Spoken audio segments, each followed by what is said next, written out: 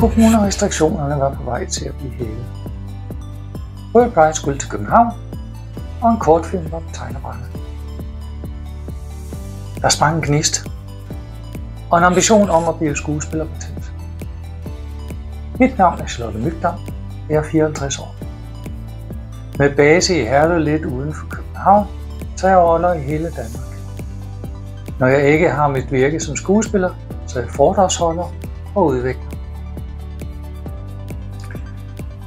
Siden filmen 2021 har jeg arbejdet mest bag scenen. Det har været i roller som backstage manager, producer og vært. Og så har jeg været udstillet på Ars. Men det er skuespillet, der trækker mest.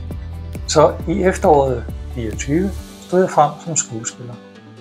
Og siden da har jeg haft en række statistopgaver i både tv-serier og kortfilm. Noget, der kommer ud lige om lidt.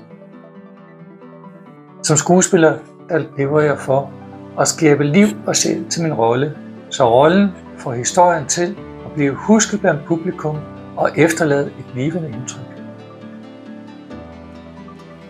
Det er derfor vigtigt, at jeg udvikler mig, og det gør jeg gennem DNA, som er en del af Dansk Skuespilkatalog, kurser og studieture. Hvad har du at sige til det? Det var bare en salat. Det var en fucking pizza, mand! Ja, det var en salatpizza.